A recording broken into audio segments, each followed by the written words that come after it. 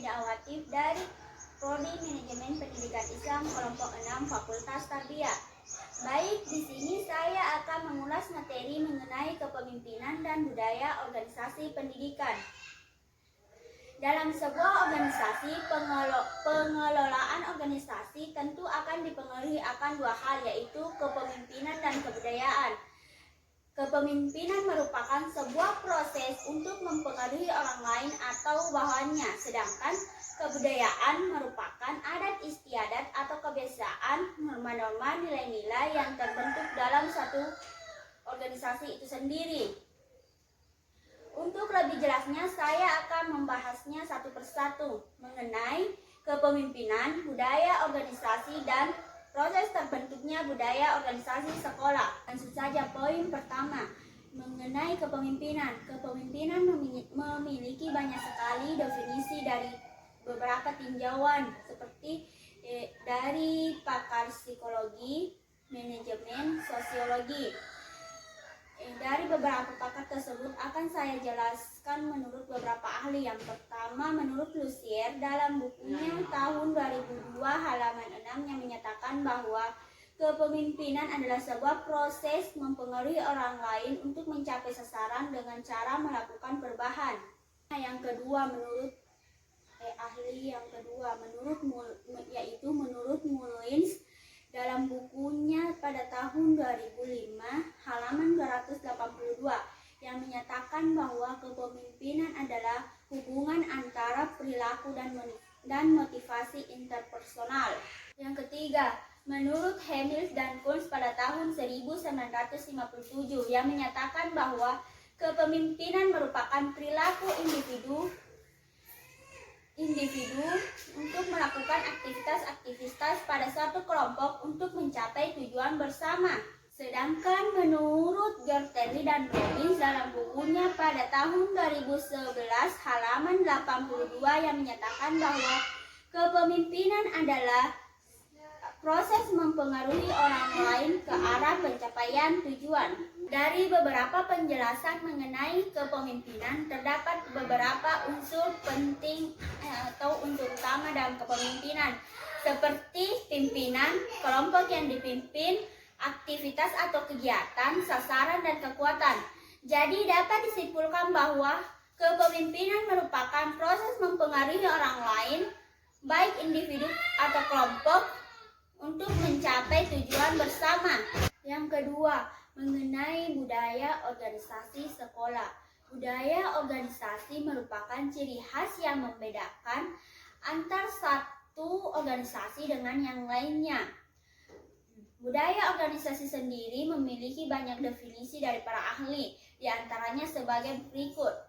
Yang pertama, menurut ahli yaitu Jones dan Wirawan dalam bukunya pada tahun 2009 halaman 9 yang menyatakan bahwa budaya organisasi merupakan seperangkat nilai bersama yang dapat mengontrol organisasi, baik pemasok, pelanggan, dan pihak lain yang berada di luar organisasi. Yang kedua, menurut A.B. Susanto dalam bukunya pada tahun 2004 halaman 4 yang mengatakan bahwa kebudayaan organisasi mengacu pada rumusan-rumusan keyakinan, nilai-nilai, dan cara belajar dari pengalaman, kemudian pengalaman dari sejarah, kemudian dimanifestasikan dalam sebuah materi. Yang ketiga, menurut Syagian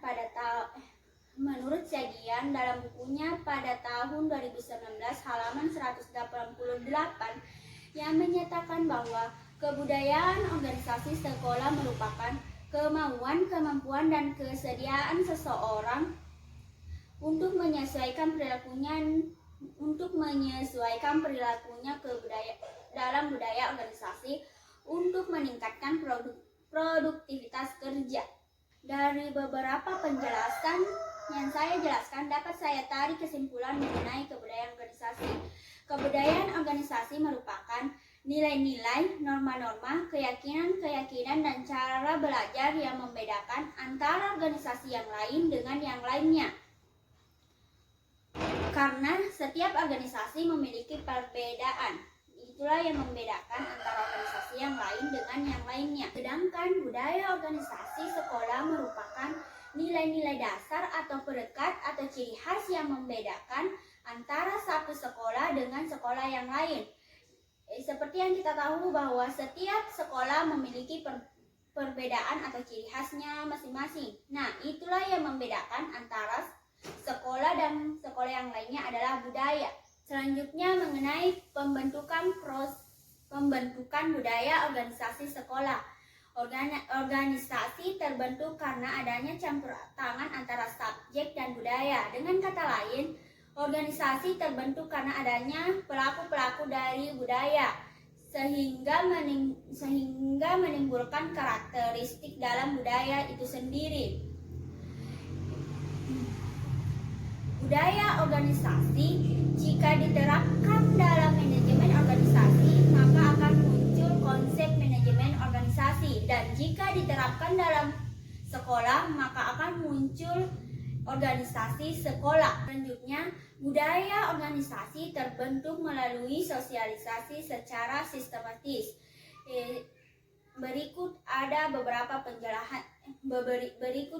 penjelasannya. Yang pertama, tahap kedatangan, yang kedua, tahap orientasi, dan ketiga, tahap metamorfosis. Yang pertama, tahap kedatangan. Dalam proses sosialisasi ini, sebelum anggota baru masuk dalam organisasi, mereka datang membawa nilai-nilai atau kebiasaan-kebiasaan mereka sendiri yang berbeda satu sama lain. Disinilah terjadi budaya heterogenis. Disinilah muncul kebersamaan untuk mengetahui nilai-nilai apa yang terkandung dalam organisasi ini. Selanjutnya, tahap orientasi. Dalam tahap ini lebih dikenal dengan tahap pengenalan. Dalam tahap ini terjadi konflik karena terjadi persepsi antara kebudayaan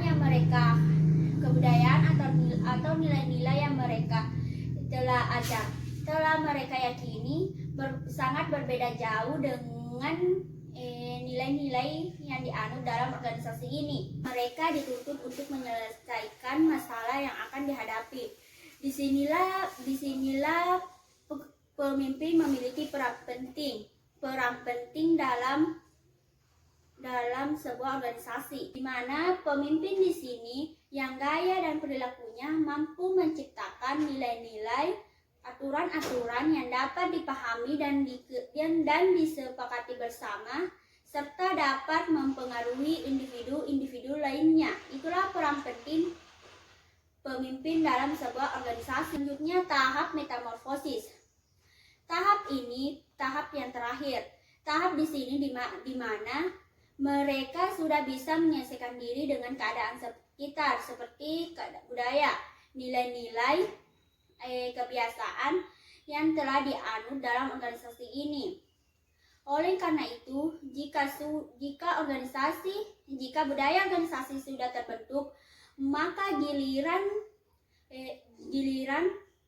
orang yang tergabung dalam organisasi tersebut untuk mempertahankannya.